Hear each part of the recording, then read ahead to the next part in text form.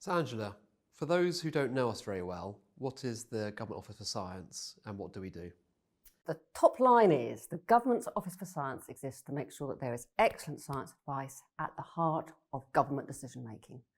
And we do that with a range of products, really, that can advise on short-term decision making and also on the long term, that can respond to requests that we get from the central government, or indeed go in there with self-generated ideas. You should really be thinking about this, ministers. And our role is to make sure that the Prime Minister and the Cabinet always have access to excellent science and engineering relevant to the decisions they have to make. Yeah, absolutely. And I think what's great for me is that we are able to focus that mission on our key areas, our strategic pillars we call them, which I think really helps us know what we're prioritising and how we can have impact. So of course those strategic pillars are science for national security and resilience. Think about both the long-term resilience of the country but also how we react in cases of national emergency. It's thinking about science for strategic advantage, where has the UK got particular strengths, for example, that it can take advantage of to boost economic growth.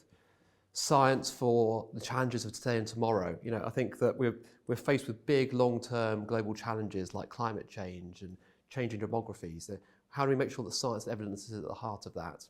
A more scientific civil service. So we need, of course, the whole of government to be acting in a really scientific and evidence-based way. And underpinning all of that, our fifth pillar, is being an excellent organisation. That's both being professional in what we do, but also really looking after our people and putting them first. So of course, Andrew, those pillars sound quite broad, but what do they mean in practice?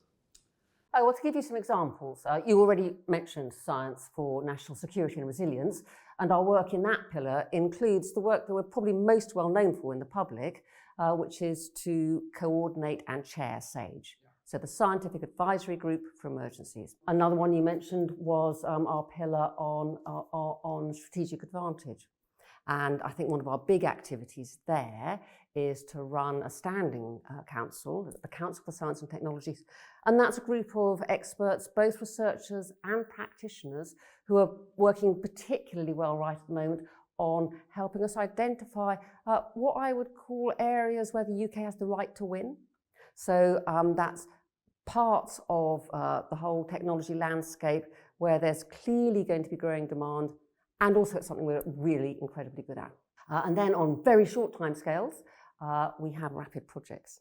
So the way a rapid project will arise is we'll get a call from, really, it can be anywhere in government, saying we need advice and we need it now. And we'll then convene a round table. Well, actually, before we convene the experts, we'll go backwards and forwards quite a bit with the person who asked the question to really get the question right, turn it into a question that can be answered. And then we'll sit down in a round table with a group of experts and iron out, thrash out answers to that question. So I think that's a really useful way for us to reach out to the scientific community and sort of funnel expert advice into government where it can be used. And then right at the opposite end, so that's when we have to do things really fast, and then right at the opposite end is our foresight work.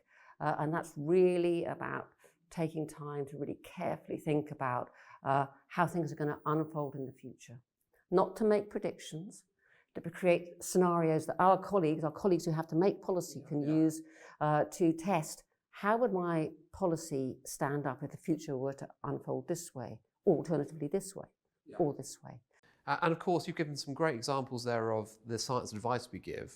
I'm conscious that it's not just, our role is not just producing science advice, it's also making sure government as a whole is operating in a way that science and evidence is at the heart of what everyone is doing.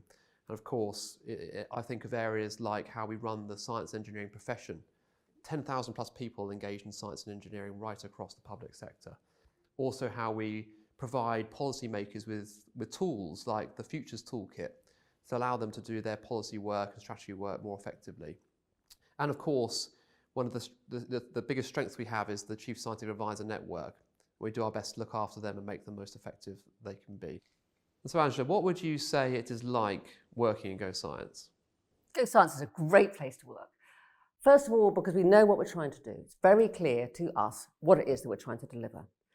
Secondly, because we come with such a great range of skills and experiences, and we really are interested in sort of mining that. We're a low hierarchy organisation. We want to hear from the person who knows about this great range of topics that we have to have to share, and that means that, you know, we run a tell me why I'm wrong culture. We want to get it right here in our organisation, and then take it out and share it with our colleagues across government. And, you know, it's a great place for scientists, engineers, all sorts of people to come who want to make a difference, want to make a real world difference with their subject matter expertise, and really very devoted to public service. For me, it feels like, you know, almost the most important time ever to be putting science advice at the heart of decision making and supporting the Prime Minister and the Cabinet in the job that they need to do. And it's not just a privilege of working on that mission and of course the fantastic range of issues we do cover, but also working with this great group of people that we have in Go Science. I think it's a fantastic team and great to be part of. We're very lucky there, no question about it.